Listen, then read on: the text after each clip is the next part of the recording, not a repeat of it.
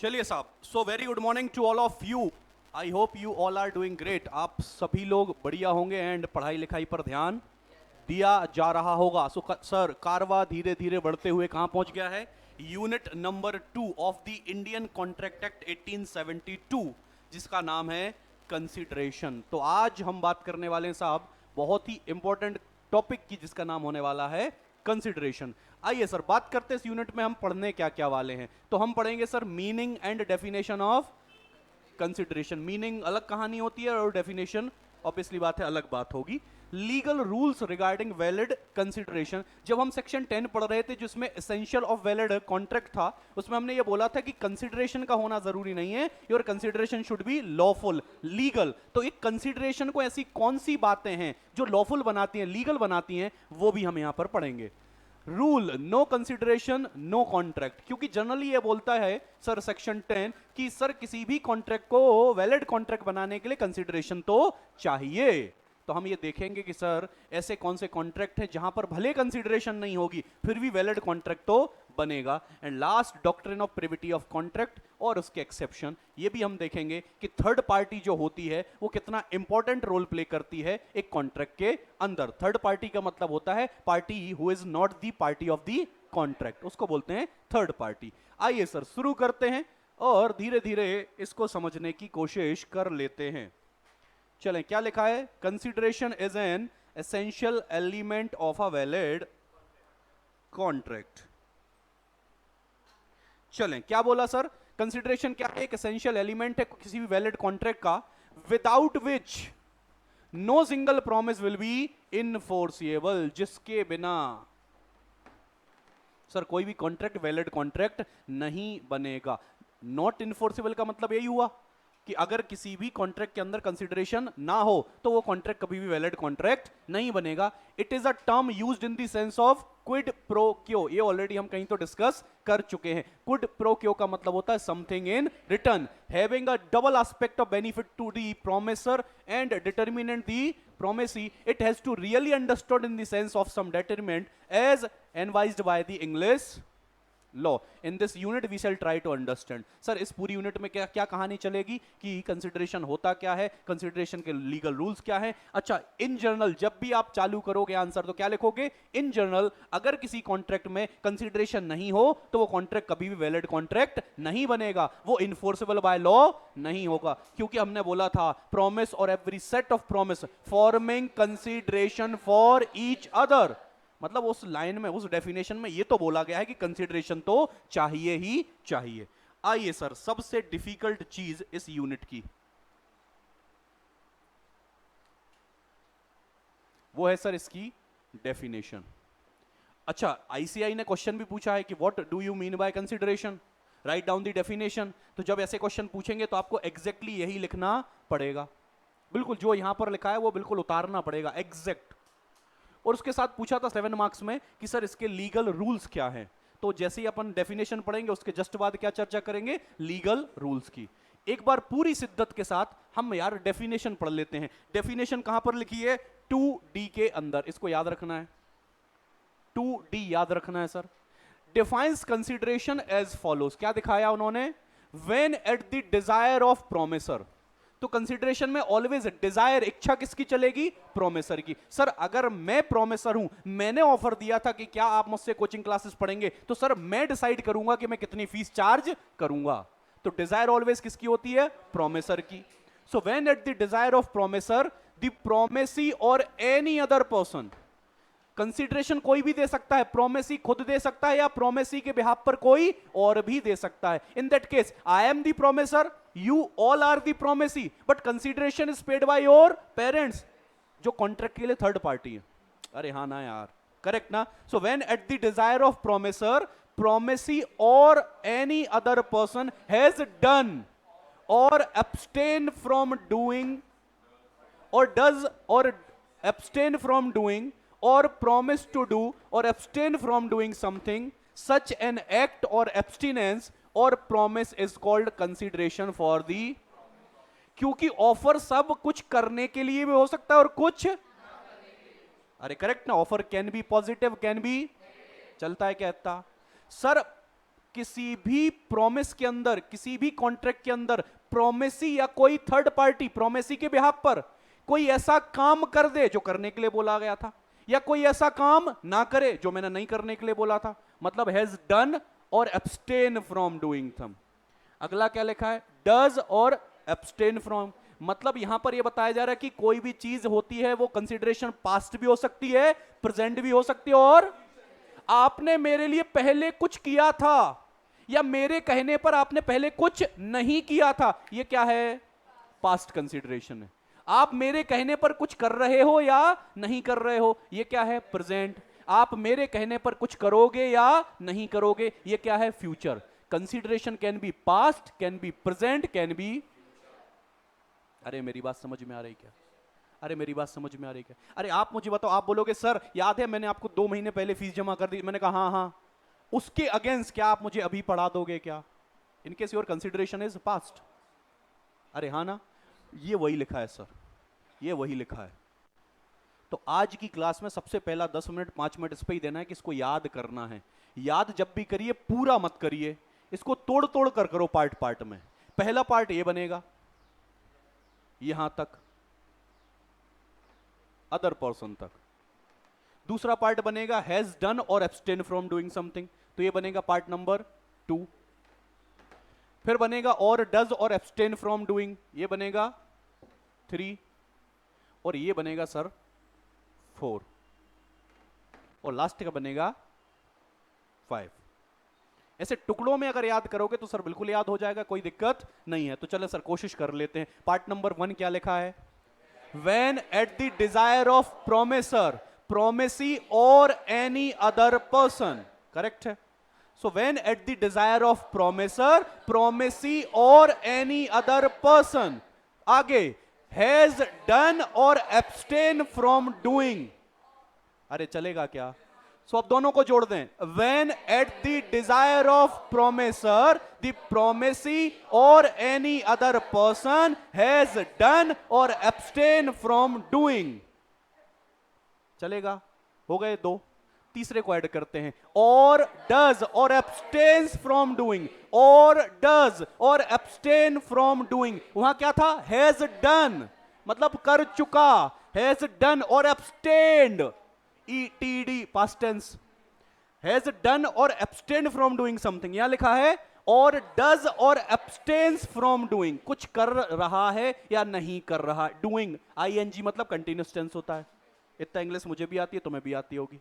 अब तीनों को जोड़ें, when at the desire of promisor, promisee or any other person has done or abstain, बस क्या बात समझ में आ रही। सब सेकंड थर्ड और फोर्थ तीन ही तो पार्ट डिफिकल्ट है, तो आप ऐसे याद रखोगे, past present future, past present future. Past मतलब हैज डन और एब्सटेन्ड, प्रेजेंट मतलब हैज डन और अरे हैज डज नहीं, डज और एब्सटेन्स फ्रॉम डूइंग। और फोर्थ क्या लिखा है, promises to do और abstain from doing something, अरे समझते क्या, such an act or abstinence or promise is called consideration for promise। चलो एक बार अब पूरा शुरू से लेकर लास्ट तक। when at the desire of promisor, the promisee or any other person has done or abstain from doing, or does or abstain from doing, or promises to do or abstain from doing something, such an act or abstinence or promise is called consideration for the promise। तो आप जब भी revise करें तीसरा चौथा और दूसरा तीसरा और चौथा इनको बार बार बोलें, क्योंकि यही कहानी, इतना याद हो गया तो आगे का पिछू का आप जोड़ ही लोगे फिर। अरे हाँ, आपको जो काम करने के लिए मैंने दिया था, दिया है या दूंगा, वो काम अगर आप कर देते हो या कर रहे हो या करोगे, तो वो मेरे प्रॉमिस के लिए क्या हो जाएगा, कंसिडरेशन। अरे बोलो ना। So consideration can be past, can be present, can be, consideration must be at the desire of, क्योंकि शुरुआत वहीं से हुई। अरे हाँ ना, पक्का। चले, अगर एनालिसिस किया जाए तो कंसिडरेशन क्या होता है? मेरे कहने पर आप या तो कुछ कर रहे हो या तो कुछ, एग्जाम्पल पढ़े।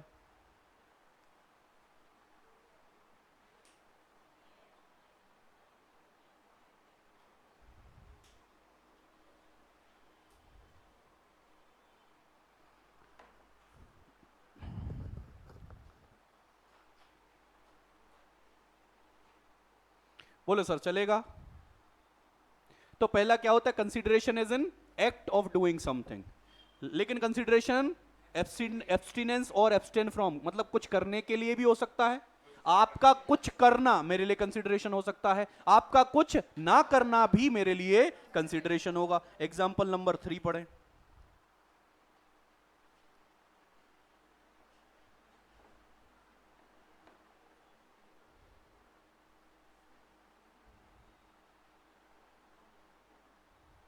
एग्जाम्पल नंबर 3 पढ़े, एग्जाम्पल नंबर 4 पढ़े।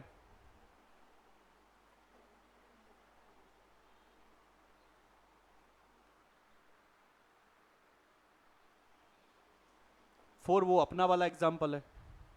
अगर एग्जाम्पल नंबर 4 देखोगे तो अपना वाला एग्जाम्पल है कि साहब यहाँ आप कोचिंग क्लासेस मत ओपन करो, मैं आपको एक अमाउंट दूंगा, तो आपको मैं कुछ दे रहा हूं, कंसिडरेशन पे करूं कुछ ना करने के लिए। बिल्कुल हो सकता है। थर्ड क्या लिखा है? Consideration must be at the desire of promisor. Consideration में डिजायर किसकी लगेगी सर? प्रोमिसर की। कंसिडरेशन कोई भी दे सकता है, मे मूव फ्रॉम प्रोमिसी और एनी अदर पर्सन। कंसिडरेशन में भी पास्ट, प्रेजेंट और फ्यूचर।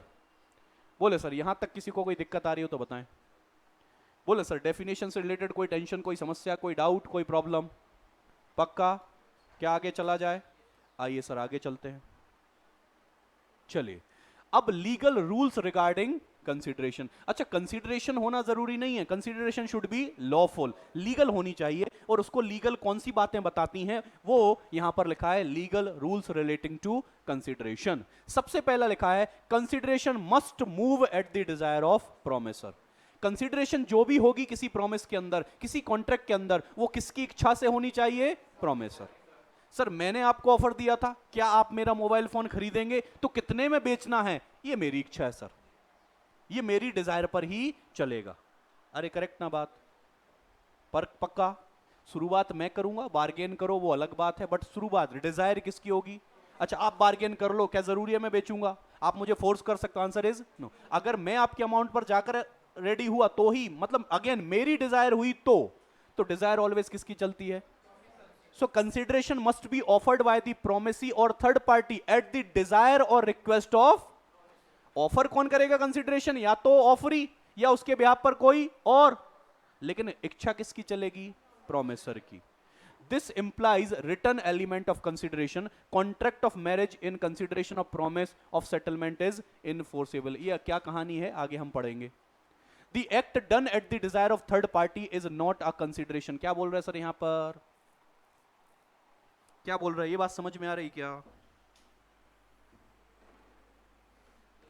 क्या सर थर्ड पार्टी की इच्छा से काम होगा?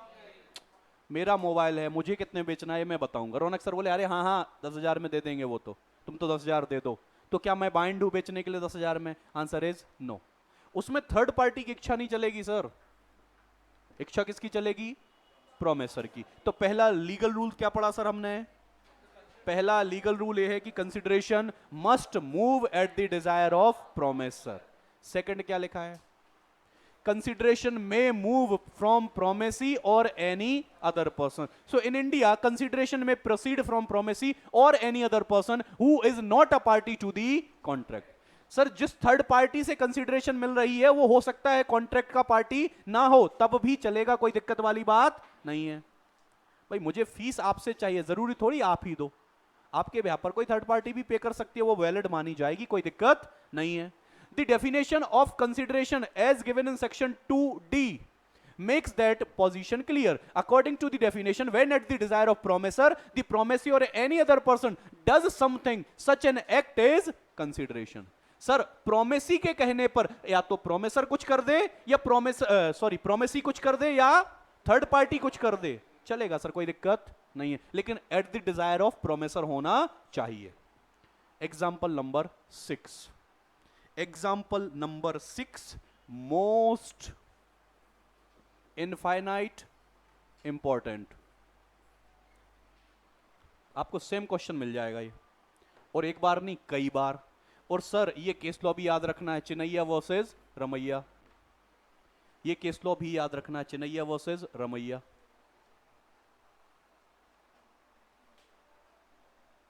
एक बार इसको पढ़ लें एग्जाम्पल नंबर 6 को, फिर मैं आपको एक बार समझा देता हूं।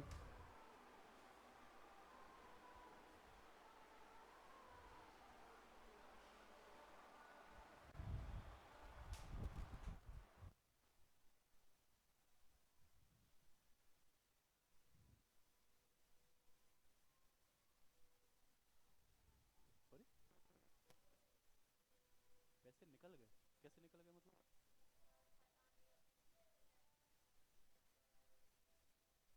How it is possible? तो ये उसको वो करो और करवाओ, पर कितना चला गया? जल्दी करो, जल्दी करवाओ भाई।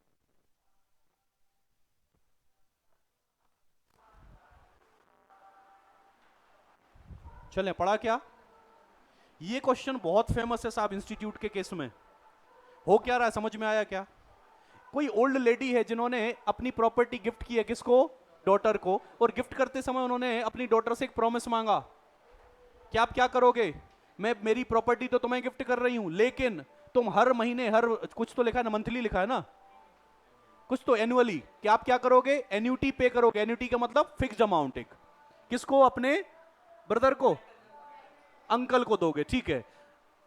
डॉटर ने प्रॉमिस कर दिया कि ठीक है मैं दूंगी। आगे जाकर डॉटर ने वो देना मना कर दिया। डॉटर का ये कहना था अंकल से कि मैं तो आपको 10,000 रुपए दे रही हूं, उसके रिटर्न में मुझे आपसे क्या मिल रहा है? कुछ भी नहीं। जबकि प्रॉमिस फॉर्मिंग कंसिडरेशन फॉर, तो आपको तो मिल रही है कंसिडरेशन, मुझे क्या मिल रहा है इसके रिटर्न में? तो इसलिए मैं आपको ये पैसे देने के लिए बाइंड नहीं हूं। फिर अंकल ने क्या बोला कि भले मैं आपको इस 10,000 के बदले में कुछ नहीं दे रहा हूं, लेकिन आपको कंसीडरेशन कहां से मिली?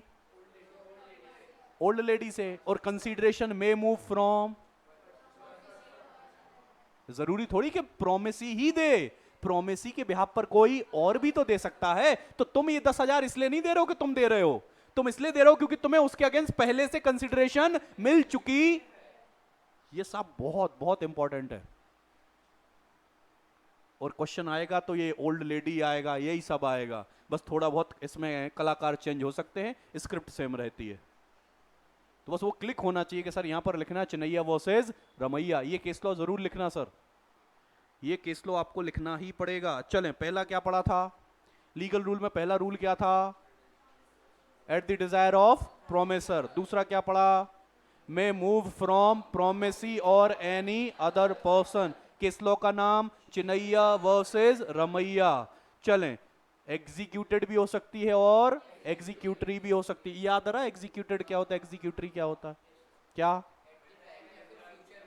हाँ, आप वो काम कर चुके हो या आगे जाकर करोगे, दोनों ही हो सकता है, वो प्रेजेंट पास्ट नीचे आएगा भी। हाँ, consideration which consist in the performance of an act is said to be, जिसमें आप वो काम कर चुके हो तो एग्जीक्यूटेड हो गया है। When it consist in a promise, तो मतलब ये आपने किया नहीं, आप वो काम करोगे, तो वो क्या हो गया? एग्जीक्यूटरी हो गया। चलें, कंसिडरेशन में भी पास्ट, प्रेजेंट और फ्यूचर। तो जो वो वर्ड लिखे थे ना, हैज डन और एब्सटेन्ड फ्रॉम डूइंग, ये सारी बातें कहे की थी वो पास्ट, प्रेजेंट और फ्यूचर की थी। तो कंसिडरेशन पास्ट हो सकती है, प्रेजेंट हो सकती है और फ्यूचर। एग्जांपल नंबर 8 और एग्जांपल नंबर 9 दोनों पढ़ें।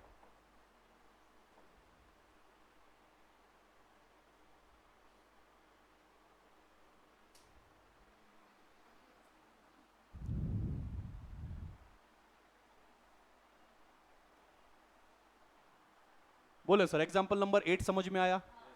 क्लियर है, कोई दिक्कत नहीं है? एग्जांपल नंबर 9, ठीक है। कैश सेल जो होती है वो इमीडिएटली होता है, ठीक है। चलें, consideration need not B, sir consideration का एडिक्वेट होना जरूरी क्योंकि एडिक्वेट क्या होता है ये डिपेंड करता है पर्सन टू पर्सन। अरे मैं हो सकता है कोचिंग क्लासेस आपको 1 रुपए में पढ़ा दूं और इसी कोचिंग क्लास का कोई आपसे 10,000 भी ले ले, उसके लिए एडिक्वेट क्या है? 10,000 है, मेरे लिए एडिक्वेट क्या है? तो कंसिडरेशन का एडिक्वेट होना जरूरी नहीं, बस कंसिडरेशन होनी चाहिए, वो लॉफुल होनी चाहिए, बाकी एडिक्वेट है कि नहीं है इससे कोई फर्क नहीं पड़ेगा। क्या लिखा है एक बार पढ़ते हैं। Consideration need not be any particular value, it need not B approximately of equal value with the promise for which it is exchanged, but it must be something which the law would regard as some। क्या बोला sir? ऐसा जरूरी नहीं है कि जितना काम मैं आपके लिए कर रहा हूं उसके एग्जैक्ट वैल्यू का काम आप, नहीं ऐसा जरूरी, बस कुछ तो रिटर्न में होनी चाहिए जिसकी लॉ की नजरों में कुछ वैल्यू होती हो। समथिंग इन रिटर्न बोला था हमने, ये थोड़ी बोला था exact value in return. Exact तो फिर कभी हो ही नहीं पाएगा। अरे हाँ, एग्जैक्ट कभी हो पाता है क्या? Answer is no. तो उन्होंने बोला कुछ तो वैल्यू होनी चाहिए जिसको लॉ कंसीडर कर सके। Something in return need not be equal to something, क्या लिखा sir? Something in return need not be equal to something. आपने जो दिया है जरूरी है कि सामने वाला भी एग्जैक्टली आपको इक्वल उतना दे? आंसर इज नो, लेकिन कुछ तो दे, सब कुछ ना दे लेकिन कुछ तो दे sir. It can be considered a bad bargain of the party. अगर ऐसा आप सोचते हो तो फिर बार्गेनिंग आपकी खराब है।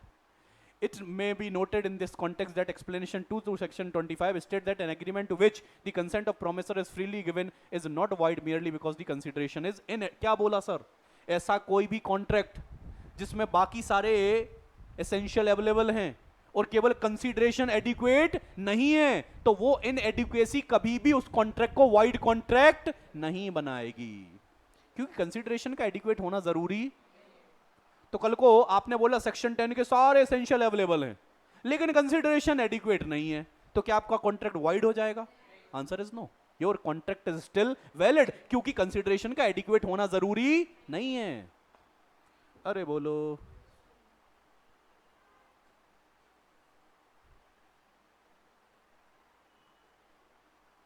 लेकिन आपके केस में कंसीडरेशन इनएडिक्वेट है और इनएडिक्वेट इसलिए है क्योंकि आपकी कंसीडरेशन, आपकी कंसेंट फ्री कंसेंट। मतलब जब मैंने बोला सर आप अपना मोबाइल फोन बेचेंगे ऐसे पिस्टल, आप अपना मोबाइल फोन 1 रुपए में बेचोगे, बोलो हाँ, मैंने कहा हाँ, कंसीडरेशन एडिक्वेट है क्या? नहीं। ऊपर उन्होंने क्या बोला कि अगर कंसीडरेशन एडिक्वेट ना हो तब भी आपका कॉन्ट्रैक्ट क्या रहेगा? वैलिड। लेकिन क्या इस केस में जो इनएडिक्वेसी है उसके लिए मेरी कंसेंट फ्री ली गई तो फिर आपका कॉन्ट्रैक्ट वाइडेबल। अरे हाँ, अरे समझ में आती क्या बात?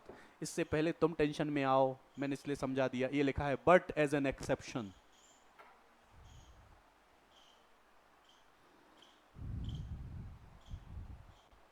So consideration inadequate हो चलेगा if your consent is taken freely, but if your consent is not free consent और उस केस में आपकी कंसिडरेशन क्या है? inadequate है, फिर वो कॉन्ट्रैक्ट वैलिड कॉन्ट्रैक्ट नहीं बनेगा।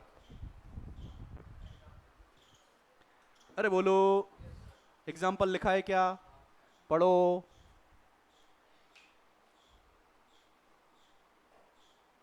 पढ़ो एग्जाम्पल नंबर 10।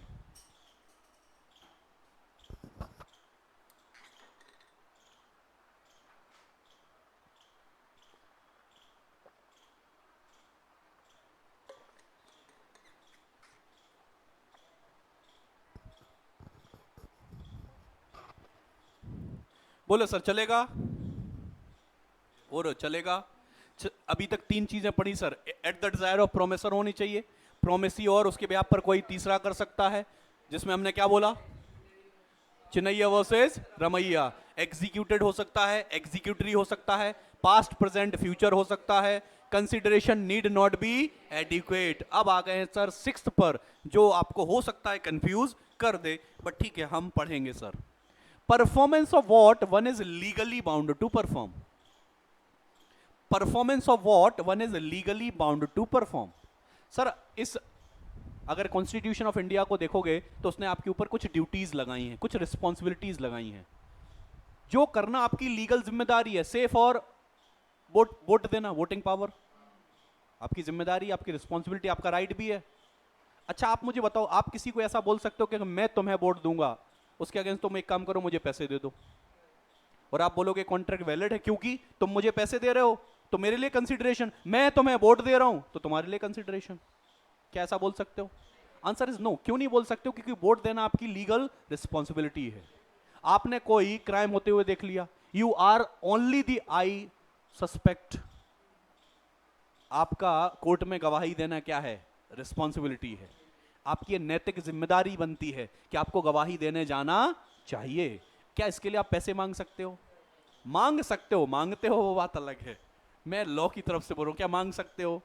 क्या कल को ऐसा बोल सकते हो कि देखो मैं तुम्हारे लिए गवाही देने आऊंगा, ये तुम्हारे लिए कंसिडरेशन है, और उसके अगेंस्ट में तुम मुझे पैसे दोगे, ये मेरे लिए कंसिडरेशन है? तो तुम्हें वो पैसे देगा, वो सही बात है, वो कंसिडरेशन है, लेकिन तुम जो उसके लिए कर रहे हो वो उसके लिए कंसिडरेशन नहीं है, क्योंकि one is legally bound to, वो कभी कंसिडरेशन में काउंट। पढ़ो साहब।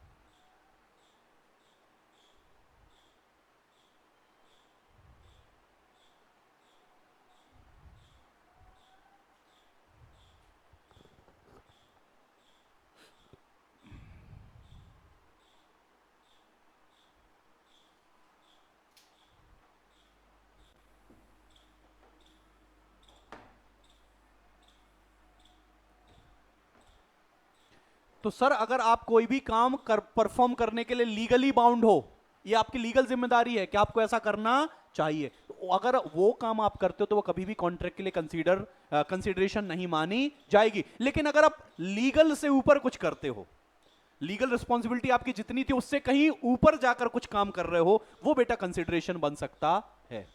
But where a person promises to do more than he is legally bound to do.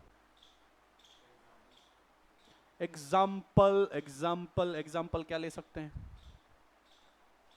जैसे से फॉर एग्जाम्पल वोट देना तो मेरी रिस्पॉन्सिबिलिटी है, मैंने बोला नहीं वोट तो मैं दूंगा ही, मैं आपके लिए चलो प्रचार प्रसार भी करूंगा, मैं ओवर एंड अब जा रहा हूं, इसके लिए मेरी कोई लीगल रिस्पॉन्सिबिलिटी, उसके लिए मैं कंसिडरेशन आपसे चार्ज कर सकता हूं, कोई दिक्कत नहीं है, और मैं जो आपके लिए एक्स्ट्रा कर रहा हूं वो आपके लिए कंसिडरेशन मानी जाएगी। बोले सर क्या बात समझ में आती है? पक्का? चले अगला क्या लिखा है? Consideration must be real not, हाँ तो कंसिडरेशन रियल होनी चाहिए, इल्यूजन नहीं होना चाहिए।